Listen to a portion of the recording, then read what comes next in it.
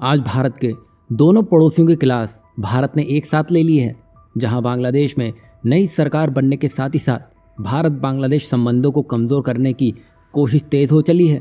खासकर तब जब बांग्लादेश अपनी ज़रूरतों का बड़ा हिस्सा भारत से आयात कर रहा है। वहीं दूसरी ओर नेपाल है, उसकी भी हालत ऐसी है, लेकिन वो भारत को घेरने का कोई मौका नहीं छोड़ रहा है। और इन सब के केंद्र बिंदु में चीन ही हर जगह आपको दिखेगा, जो नेपाल और बांग्लादेश को भारत के खिलाफ करने में अपनी बड़ी भूमिका निभाने में लगा हुआ है। दरअसल नेपाल और चीन के हालिया कदमों ने भारत नेपाल के रिश्तों में तनाव बढ़ा दिया है।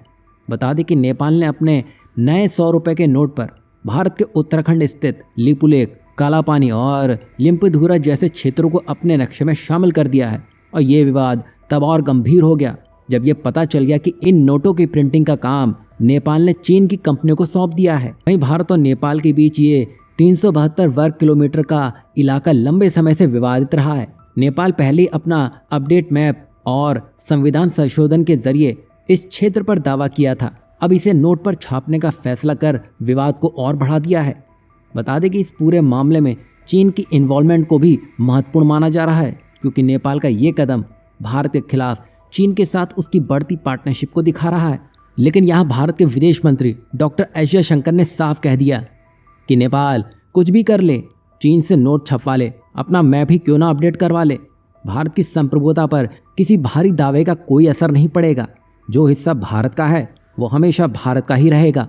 बता दें कि ये पूरी घटना भारत, नेपाल और चीन के रिश्तों को एक नया मोड़ दे रही है। भारत को डिप्लोमेसी और रणनीति से इस स्थिति का सामना करते हुए चीन और नेपाल दोनों को ही एक कड़ा संदेश देने की आवश्यकता है। वैसे नेपाल में जितनी भी सरकार आई हैं उसमें केपी शर्मा ओली ऐसे हैं जो चीन से कुछ ज़्यादा ही वफादारी दिखा रही हैं। वो ये भूल चुके हैं कि भारत जो सस्ते में खाने पीने का सामान और पेट्रोल डीजल नेपाल तक पहुंचा रहा है, अगर भारत उसमें रोक लगाने के बारे में सोच ले तो चीन उसकी भरपाई नहीं कर सकेगा, क्योंकि चीन देने वालों में से नहीं बल्कि वो लेने में और विस्तारवाद पर यकीन रखता है। और जब तक नेपाल ये समझेगा तब तक भारत एक बड़ा खेल कर चुका होगा। वहीं जहाँ नेपाल अपनी मचाने में लगा है तो साथ ही बांग्लादेश चीन से एक अलग डील करने में लगा है।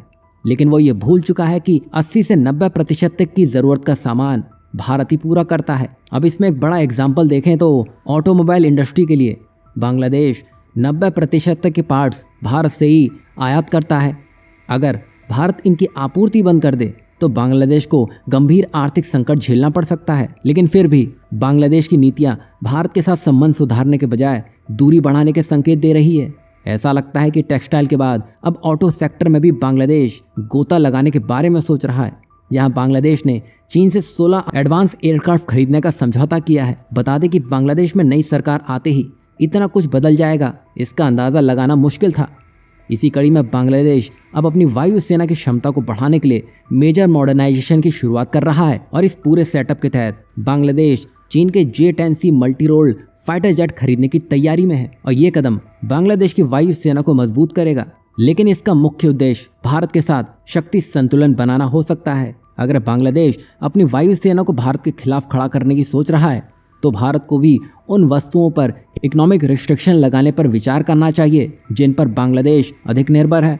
और ये कदम समय रहते उठाने होंगे और बांग्लादेश को समझा देना चाहिए कि भारत भी फैसले ले सकता है। अब भारत को जल्द से जल्द ये करना होगा, वरना नेपाल बांग्लादेश कोई मौका नहीं चूकेंगे भारत को घेरने का, और चीन उसमें अपना फ़ायदा ढूंढेगा।